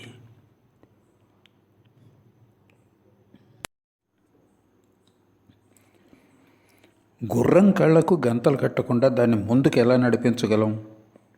6 శత్రువులు వశంలోకి రాకుండానే భగవంతుడిని సాక్షాత్కరించుకోగలమా అని అడిగాడు డాక్టర్. అందుకు శ్రీరామకృష్ణులు, నువ్వు చెబుతున్న దాన్ని విచారణ మార్గం అంటారు. దాన్ని జ్ఞానయోగం అనే పేరుతో పిలుస్తారు. ఆ మార్గం గుండా కూడా భగవంతుణ్ణి ప్రాప్తించుకోవచ్చు. జ్ఞానులు మొట్టమొదట చిత్తశుద్ధి కలగటం అవసరం అని చెప్తారు. ముందుగా సాధనలు చేయాలి, అటు పిదప జ్ఞానోదయం అవుతుంది. భక్తి మార్గం గుండా కూడా భగవంతుణ్ణి ప్రాప్తించుకోవచ్చు. భగవంతుడి పాదపద్మాలపై ఒకసారి భక్తి కనుక కలిగినట్లయితే, ఆయన నామగుణ కీర్తనలు చేయటం రుచించినట్లయితే, అప్పుడు ఇంద్రియ సంయమం కోసం ప్రత్యేకంగా ప్రయత్నించవలసిన పని లేదు. శత్రువులు తమంతట తామే వశంలోకి వస్తారు. ఎవరైనా వ్యక్తి కుమారుడు మరణించిన దుఃఖంలో ఉన్నాడు అనుకుందాం. అదే రోజున అతడు మరో వ్యక్తితో పోట్లాటకు దిగుతాడా? లేకుంటే స్నేహితుడింటికి విందు భోజనానికి వెళతాడా? జనం ముందు దర్పం ప్రదర్శిస్తూ తిరుగుతాడా? సుఖాలు సంభోగాలు అనుభవిస్తాడా? దీపపు పొరుగు ఒకసారి ప్రకాశాన్ని కనుక చూచినట్లయితే అటుపైన అది అంధకారంలో ఉండగలదా అన్నారు. అందుకు డాక్టర్ నవ్వుతూ, కాలిపోయినా సరే అది వెలుగును మాత్రం వదలదు అన్నాడు. అందుకు శ్రీరామకృష్ణ, అది కాదు, అయితే భక్తుడు దీపపు పురుగులాగా కాలి చనిపోడు. భక్తుడు ఏ ప్రకాశం వెంటైతే పడతాడో అది వజ్రప్రకాశం. వజ్రప్రకాశం ఉజ్వలంగా ఉంటుంది, కానీ అది సమశీతలంగా ఉపశమనంగా ఉంటుంది. ఆ ప్రకాశంతో దేహం దగ్ధం కాదు, దాంతో శాంతి లభిస్తుంది, ఆనందం కలుగుతుంది. విచారణ మార్గంలో, జ్ఞానయోగ మార్గంలో భగవంతుణ్ణి ప్రాప్తించుకోవచ్చు. కానీ ఈ మార్గం కష్టతరమైంది. నేను దేహం కాదు, మనస్సు కాదు, బుద్ధి కాదు, నేను రోగం కాదు, శోకం కాదు, అశాంతి కాదు, నేను సచ్చిదానంద స్వరూపుణ్ణి, నేను సుఖదుఖాలకు అతీతుడును, నేను ఇంద్రియాల వశంలో లేను. ఈ మాటలన్నీ నోటితో చెప్పటం చాలా సులభం, కానీ వీటిని కార్యరూపంలోకి తీసుకురావటం, అవగతం చేసుకోవటం చాలా కష్టం. చేతికి ముళ్ళు గుచ్చుకొని రక్తం ఎగజిమ్ముతుంది అనుకోండి, అయినప్పటికీ ఎక్కడిది, చేతికి ముళ్ళు గుచ్చుకోలేదే, నేను బాగానే ఉన్నాను అంటూనే ఉంటాడు ఆ వ్యక్తి. అలా మాట్లాడగలిగాడంటే మొదట నేను ఆ ముళ్ళునే జ్ఞానాగ్నిలో దగ్ధం చేయాలి. పుస్తకాలు చదవకుండానే భగవంతుని గురించిన జ్ఞానం లభించదని, ఆయన్ని అర్థం చేసుకోలేమని చాలామంది భావిస్తారు. కానీ చదవటం కంటే వినడం మంచిది, వినడం కంటే చూడటం మంచిది. కాశీ గురించి వినటానికి, కాశీని చూడటానికి ఎంతో తేడా ఉంది కదా. స్వయంగా చదరంగం ఆడుతున్న వ్యక్తి ఎత్తులను అంత బాగా వేయలేడు, కానీ ఆడకుండా పక్క నుండి ఆటం చూస్తున్న వ్యక్తి ఎత్తులను బాగా నిర్ధారణ చేయగలడు. మేము చాలా బుద్ధిమంతులమని తలపోస్తూ ఉంటారు సంసారంలో, కానీ వారు విషయాసక్తులు. వారు స్వయంగా ఆట ఆడుతున్నారు, తమ ఎత్తులను సరిగా అవగాహన చేసుకోలేకపోతున్నారు. కానీ సంసారాన్ని పరిత్యజించిన సాధువులు విషయ సుఖాల పట్ల ఆసక్తి శూన్యులు. వారు గృహస్థుల కంటే వివేకవంతులు. వారు స్వయంగా ఆటలో పాల్గొరు కాబట్టే వారు ప్రక్క నుండి సరిగ్గా ఎత్తులు చెప్పగలరు. డాక్టర్ భక్తులతో, పుస్తకాలు చదివి ఉంటే ఈయన ఇంత జ్ఞానం సంపాదించి ఉండేవారు కాదు. Faraday communed with nature. Faraday స్వయంగా ప్రకృతిని దర్శించేవాడు, అందుకే అతడు అన్ని సైంటిఫిక్ ట్రూత్స్ డిస్కవర్ చేయగలిగాడు. కేవలం పుస్తక పఠనం ద్వారా జ్ఞానం లభించి ఉంటే ఇంతటి జ్ఞానం సంపాదించడం సాధ్యమయ్యేది కాదు. Mathematical formula only throw the brain into confusion. అవి ఒరిజినల్ ఎంక్వైరీ మార్గంలో అవరోధాలు కల్పిస్తాయి అన్నాడు డాక్టర్. శ్రీరామకృష్ణ డాక్టర్తో, ఒకప్పుడు పంచవటిలో నేల మీద పడిపోయి నేను అమ్మను ఇలా ప్రార్థించాను. అమ్మ, కర్మకాండ ఆచరించే వాళ్ళు ఆ కర్మలు అనుష్ఠించడం ద్వారా ఏం పొందారో, యోగులు యోగం అభ్యసించడం ద్వారా ఏం దర్శించారో జ్ఞానులు జ్ఞాన విచారం ద్వారా ఏం తెలుసుకున్నారో వాటిని నాకు వెల్లడి చెయ్యి. ఇంకా ఏమేం మాట్లాడేవాడినో ఎలా వివరించగలను? ఆహా, ఎలాంటి స్థితులను అనుభవించానని నిద్ర నన్ను పూర్తిగా వదిలిపెట్టేసింది. ఇలా అంటూ శ్రీరామకృష్ణులు పాడసాగారు.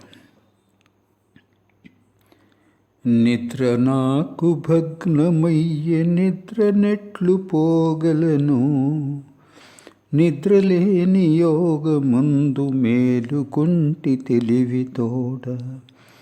నిద్ర నాకు భగ్నమయ్యే నిద్ర నెట్లు పోగలను, నిద్రలేని యోగమందు మేలుకొంటి తెలివితోడ. యోగ నిద్రలోన తల్లి ఐక్యమైతిమిరువురము, నిద్రపుచ్చినాడనాదు నిద్రనింక శాశ్వతముగా. రాత్రి లేని ఊరి నుండి వచ్చి కలిసెనొక్క మనిషి, విధి నిషేధములను భక్తి పూజ పునస్కారములను నిరుపయోగమనడు భావమిప్పుడు నాకు ప్రబలమయ్యే. నిద్ర నాకు భగ్నమయ్యే నిద్ర నెట్లు పోగలను, నిద్రలేని యోగమందు మేలుకొంటి తెలివితోడ. మళ్ళీ సంభాషణ కొనసాగించారు. నేను పుస్తకాలంటూ ఏమీ చదవలేదు, కానీ చూడండి, నేను అమ్మనామాన్ని ఉచ్చరిస్తాను, అందుకే అందరూ నన్ను గౌరవిస్తారు. శంభు మల్లిక్ నా గురించి ఒకసారి ఇలా అన్నాడు, డాలు లేదు కత్తి లేదు అయినప్పటికీ శాంతి రామసింహుడు. అందరూ నవ్వారు. గిరీష్ రచించిన బుద్ధ చరిత్ర అనే నాటకం గురించిన ప్రస్తావన వచ్చింది. గిరీష్ ఆహ్వానం మేరకు డాక్టర్ వెళ్ళి ఆ నాటకం చూడటం జరిగింది. అది చూసి డాక్టర్ ఎంతో ఆనందించాడు. డాక్టర్ గిరీష్తో, ఏమయ్యా భలేవాడివే నువ్వు, నేను ఇక రోజు థియేటర్కి వెళ్ళాలా ఏమిటి అన్నాడు. అందుకు శ్రీరామకృష్ణులు మాతో, అతడు ఏమంటున్నాడు నాకు అర్థం కావటం లేదు అన్నారు. ఈయనకు నాటకం బాగా నచ్చిందట అన్నాడు మా.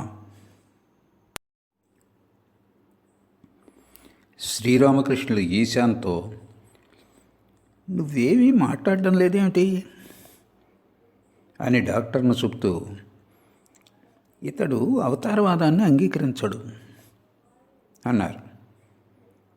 అయ్యా నన్నేం చెప్పమంటారు, వాదించడం నాకు ఇష్టం లేదు అన్నాడు ఈశాన్. అందుకే శ్రీరామకృష్ణులు విసుగ్గా, అదేమిటి మంచి విషయం కూడా చెప్పవా అన్నారు. ఈశాన్ డాక్టర్తో, అహంకారం కారణంగానే మనకు విశ్వాసం తక్కువగా ఉంటుంది. భూషుండి అనే కాకి మొదట్లో శ్రీరాముడిని అవతార పురుషుడిగా అంగీకరించేది కాదని రామాయణంలో చెప్పబడింది. ఓసారి అది రాముడి ఆగ్రహానికి గురైంది. ఆ ఆగ్రహం నుండి తప్పించుకోవడానికి ఇది చంద్రలోకం, దేవలోకం, కైలాసం మొదలైన లోకాలన్నీ పరిభ్రమించింది. కానీ అది రాముడి చేతి నుండి తప్పించుకోజాలనని గ్రహించింది. అప్పుడు వచ్చి రాముడి పాదాల వద్ద శరణ వేడింది. రాముడు దాన్ని చేతిలోకి తీసుకొని మింగివేశాడు. తర్వాత చూసేసరికి భూషుండి చెట్టు మీద తన గూట్లోనే కూర్చున్నది. ఆ విధంగా దాని అహంకారం అణిగిపోయాకనే అది రాముడు చూడడానికి సామాన్య వ్యక్తిలాగానే కనిపిస్తాడు. కానీ అతడి ఉదరంలోనే ఆకాశం, చంద్రుడు, నక్షత్రాలు, సూర్యుడు, సముద్రాలు, పర్వతాలు, జీవజంతువులు, చెట్లు, సమస్త బ్రహ్మాండం ఉన్నట్లు గ్రహించింది అన్నాడు. శ్రీరామకృష్ణుడు డాక్టర్తో, భగవంతుడు స్వరాట్, మళ్ళీ ఆయనే విరాట్ అని అర్థం చేసుకోవటం కూడా కష్టమే. నిత్యం లీలలు రెండు ఆయనకు చెందినవే. భగవంతుడు మానవ రూపం ధరించలేదని మన అల్పబుద్ధితో ఎలా నొక్కి చెప్పగలం? మన అల్పబుద్ధితో ఈ విషయాలన్నింటినీ అవగతం చేసుకోగలమా ఏమిటి? ఒక సేరు పాత్రలో 4 సేర్ల పాలు పడతాయా ఏమిటి? అందుకే భగవత్ సాక్షాత్కారం పొందిన సాధువుల, మహాత్ముల పలుకుల్లో విశ్వాసం ఉంచాలి. వకీలు వ్యాజ్యాల్లో నిమగ్నమై ఉన్నట్లు సాధువు భగవచ్చింతనలోనే నిమగ్నమై ఉంటాడు. భూషుండి కాకి కథ మీద నీకు విశ్వాసం కలుగుతోందా?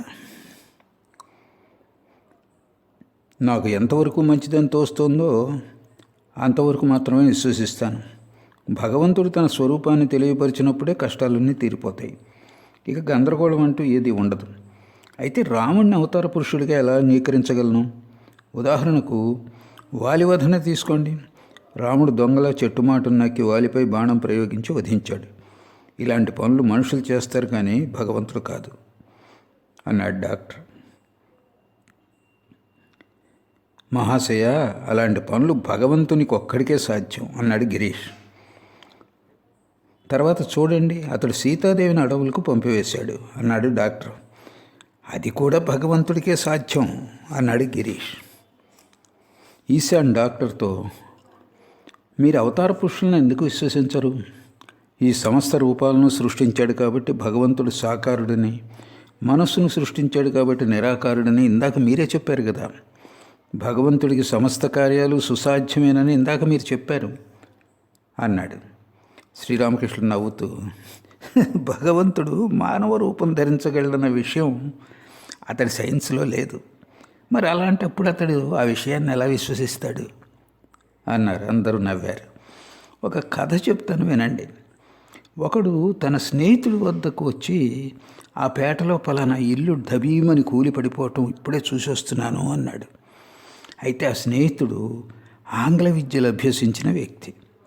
అతడు, కాస్త ఆగబోయే, నేను ఇప్పుడే వెళ్ళి వార్తాపత్రిక చూసొస్తాను అన్నాడు. కానీ వార్తాపత్రికలో ఆ ఇల్లు పడిపోయిందన్న సమాచారం కనపడలేదు. అప్పుడు ఆ స్నేహితుడు మొదటి వ్యక్తితో ఇలా అన్నాడు, ఎక్కడిది, ఇల్లు కూలిపోయిందన్న వార్త పత్రికలో లేదే. ఆ వార్తను నేను నమ్మను, అదంతా అబద్ధం. అందరూ నవ్వారు. గిరీష్ డాక్టర్తో, మీరు శ్రీకృష్ణుడిని భగవంతునిగా అంగీకరించవలసిందే. ఆయన్ను మనిషి అంటే మాత్రం నేను ఒప్పుకోను. ఆయన డెమన్ ఆర్ గాడ్, రాక్షసుడో లేక భగవంతుడో ఏదో ఒకటి అంగీకరించవలసిందే. శ్రీరామకృష్ణుడు, మనిషి సరళ స్వభావిక అందే భగవంతుని మీద వెంటనే విశ్వాసం కుదరదు. భగవంతుడు విషయబుద్ధికి బహుదూరం. విషయబుద్ధి ఉండటం వల్ల నానా సంశయాలు తలెత్తుతాయి, నానా విధాలైన అహంకారాలు వచ్చి చేరతాయి. అంటే పండితుడిననే అహంకారం, ధనవంతుడిననే అహంకారం ఇత్యాది. ఇతడు సరళ స్వభావి అన్నారు డాక్టర్ని చూపుతూ. గిరీష్ డాక్టర్తో, మహాశయ ఏమంటారు, కుటిల బుద్ధులకు జ్ఞానం కలుగుతుందంటారా అని అడిగాడు. రామరామ, అది ఎన్నటికీ సాధ్యమయ్యే పనేనా అన్నాడు డాక్టర్. శ్రీరామకృష్ణుడు, కేశవసేను ఎంతటి సరళ హృదయుడిగా ఉండేవాడు. ఒకరోజు అక్కడకు దక్షిణేశ్వర కాళీ వచ్చాడు. సాయంకాలం 4 గంటలకు అతిథిశాలకు వెళ్ళి, ఏమయ్యా, అతిథులకు భిక్షగాళ్లకు భోజనం ఎప్పుడు పెడతారు అని అడుగుతున్నాడు. భోజనం పెట్టడానికి అప్పటికే సమయం మించిపోయిందనే అతడు ఎరగడు. విశ్వాసం ఎంతగా పెరుగుతుందో జ్ఞానం కూడా అదేలా పెరుగుతుంది. చాలా పట్టింపులతో ఇది తినాలి, ఇది తినకూడదు అని బాగా పరిశీలించి మరీ గడ్డి మేసే ఆవు ఉందనుకోండి, అది ఇచ్చే పాలు కూడా అంతంత మాత్రమే. ఆకులు, తౌడు, గడ్డి మొదలైనవన్నీ ఆవురావురమంటూ మేసే ఆవు కడవల కొద్దీ పాలిస్తుంది. అందరూ నవ్వారు. పసిపిల్లవాళ్ళ విశ్వాసం కలిగిందే భగవంతుణ్ణి పొందజాలం. అలాంటి పిల్లవాడితో ఫలానా వాడు నీ అన్న అని తల్లి చెప్పిందనుకోండి, అతడు తనకు నిజంగానే అన్నే అని ఆ పిల్లవాడు 100కి 100 పాళ్ళు విశ్వసిస్తాడు. గదిలో బూచి ఉందని తల్లి చెప్పిందనుకోండి, ఆ పిల్లవాడు యథార్థంగానే గదిలో బూచి ఉందని పూర్తిగా విశ్వసిస్తాడు. పసిపిల్లవాడికి ఉన్న ఇలాంటి విశ్వాసం చూడగానే భగవంతుడికి ఆ వ్యక్తి పైన దయ కలుగుతుంది. సాంసారిక బుద్ధితో భగవంతుడిని పొందలేము. డాక్టర్ భక్తులతో, అయితే ఆవుకి ఏది పడితే అది తినిపించి కడవల కొద్దీ పాలు పిండటం కూడా మంచిది కాదు. మేము కూడా ఇలాగే ఒక ఆవుకు ఏది పడితే అది పెట్టేవాళ్ళం. తర్వాత నేను జబ్బును పడ్డాను. ఆ జబ్బుకు కారణం ఏమిటో మొదట్లో అర్థం చేసుకోలేకపోయాను. ఎంతగానో విచారించిన పిదప తెలిసింది మా ఆవుకు ఏది పడితే అది తినిపించారని. అప్పుడు నేను పెద్ద ఇబ్బందిలో పడ్డాను అనుకోండి. వాతావరణం మార్పు కోసం లక్నో వెళ్ళవలసి వచ్చింది.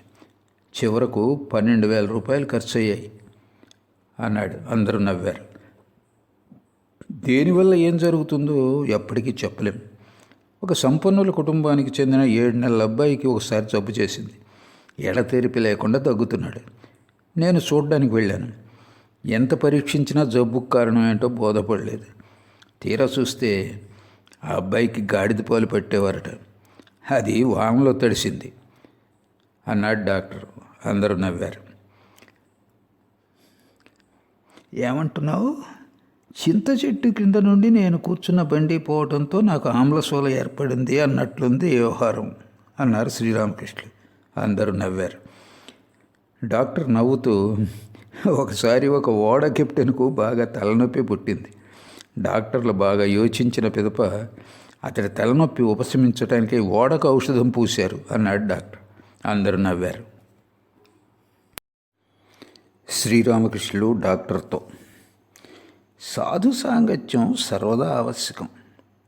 రోగం దీర్ఘకాలికమైంది కదా, సాధువులు ఎలా చెప్తే అలా నడుచుకోవాలి. ఊరికే విన్నంత మాత్రాన ఏమిటి ప్రయోజనం? ఔషధం సేవించాలి. పైగా తినే ఆహారంలో కూడా నియమం పాటించాలి. పథ్యం చేయాలి అన్నారు. పథ్యంలోనే సారం ఉంది అన్నాడు డాక్టర్. అదే శ్రీరామకృష్ణులు, వైద్యులు 3 రకాలుగా ఉంటారు. ఉత్తమ వైద్యుడు, మధ్యమ వైద్యుడు, అధమ వైద్యుడు.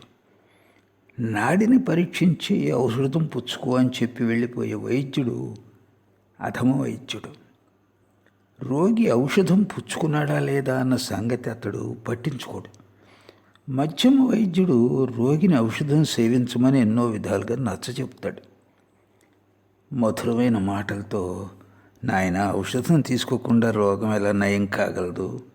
నాయన నా బుజ్జివి కదూ, లే ఔషధం పుచ్చుకో, నేనే స్వయంగా ఔషధం నూరాను అంటాడు.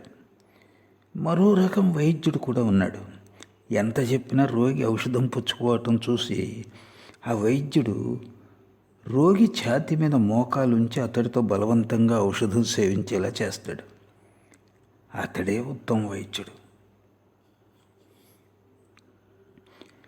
కొన్ని రకాల ఔషధాలు ఉన్నాయి. రోగి చేత వాటిని సేవింపచేయటానికి ఛాతీ మీద మోకాలు పెట్టే అవసరం ఉండదు.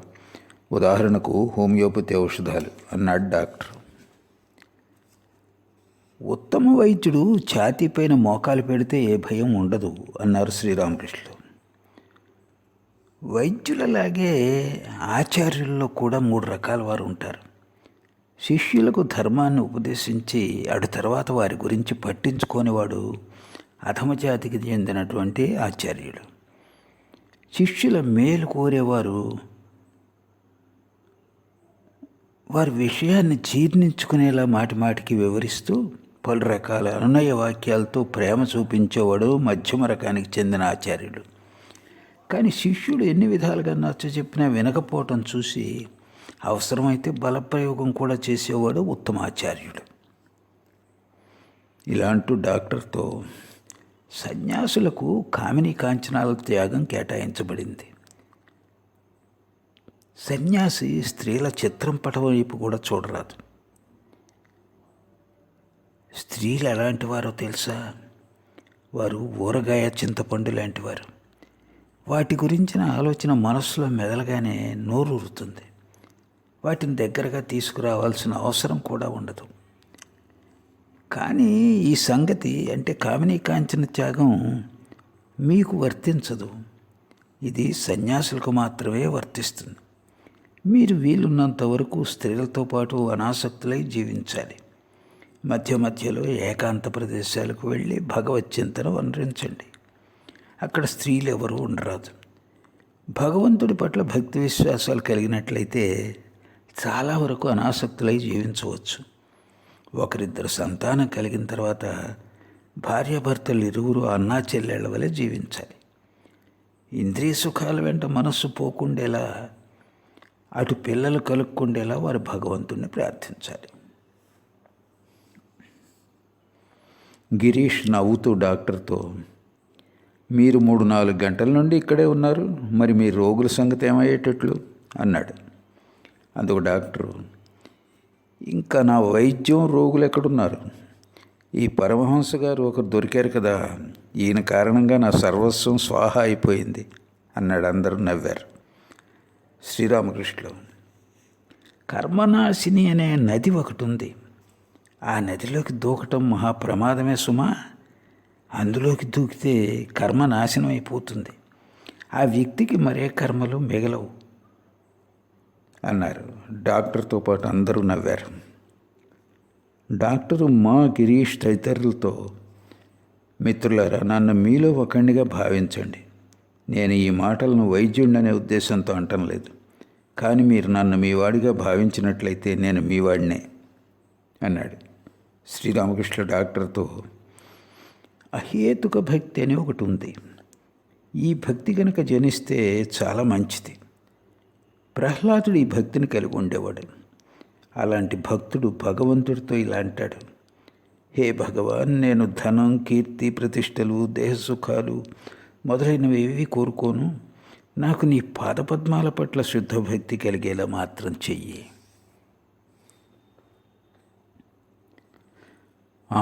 కాళీమాత ఏమిటి జనం ప్రమాణం చేస్తుండగా చూశాను.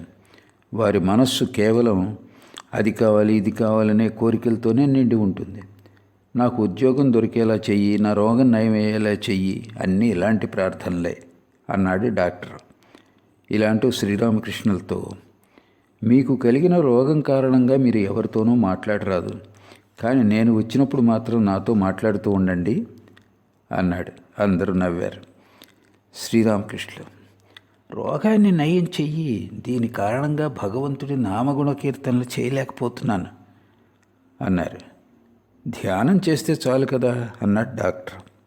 అదేం మాట, మొహం మొత్తిపోయేలా ఒకే దాన్ని ఆశ్రయించుకొని నేను ఎలా ఉండగలను? నేను చేపను పలు రకాలుగా వండి తింటాను. పులుసు, వేపుడు, ఊరగాయ, ఇలా అన్ని రకాలుగా తింటాను. నేను ఒక్కోసారి పూజ, ఒక్కోసారి జపం, ఒక్కోసారి ధ్యానం, లేకుంటే ఆయన నామగుణ కీర్తనలు చేస్తుంటాను. ఒక్కోసారి ఆయన నామం ఉచ్చరిస్తూ నాట్యం చేస్తాను అన్నారు. నా స్వభావం కూడా అలాంటిదే అన్నాడు డాక్టర్. శ్రీరామకృష్ణులు, నీ కుమారుడు అమృతు భగవదవతారాన్ని విశ్వసించడు. అయితే అందులో తప్పేముందిలే. భగవంతుణ్ణి నిరాకారుడిగా విశ్వసించినా కూడా ఆయన్ను ప్రాప్తించుకోవచ్చు. సాకారుడిగా విశ్వసించినా కూడా ఆయన్ను ప్రాప్తించుకోవచ్చు. ఆయన పట్ల విశ్వాసం కలిగి ఉండటం, ఆయనకు శరణాగతి కావటం, ఇవి రెండే కావాల్సినవి. మనిషి అజ్ఞాని, అతడి ద్వారా తప్పులు జరిగే అవకాశం ఉంది. ఒక సేరు పాత్రలో 4 సేర్ల పాలు పెట్టగలవా? అందుకే నువ్వు ఏ మార్గం అనుసరించినా సరే వ్యాకుల మనస్కుడివై భగవంతుణ్ణి ప్రార్థించాలి. ఆయన అంతర్యామి. ఆయన నీ హృదయపూర్వక ప్రార్థనలను తప్పక వింటాడు. నువ్వు సాకారవాదుల మార్గాన్ని అనుసరించు, లేకుంటే నిరాకారవాదుల మార్గాన్నైనా అనుసరించు. వ్యాకులత పొందినట్లయితే భగవంతుణ్ణి పొందగలవు. కలకండ ముక్కను నువ్వు నిలువుగా తిన్నా సరే, అడ్డంగా తిన్నా సరే, అది తీయగానే ఉంటుంది. నీ కుమారుడు అమృత్ చాలా మంచివాడు. అతడు మీ శిష్యుడేనండోయ్ అన్నాడు డాక్టర్. అందుకు శ్రీరామకృష్ణులు నవ్వుతూ డాక్టర్తో, నాకు శిష్యుడంటూ ఎవరూ లేరు. నేనందరికీ శిష్యుడిని. అందరూ భగవంతుని బిడ్డలే, అందరూ భగవంతుని దాసులే. నేను కూడా భగవంతుని బిడ్డనే, భగవంతుని దాసుడినే. చందమామ అందరికీ మామే కదా. ఆ మాటలు విని భక్తులందరూ హాయిగా నవ్వుకున్నారు.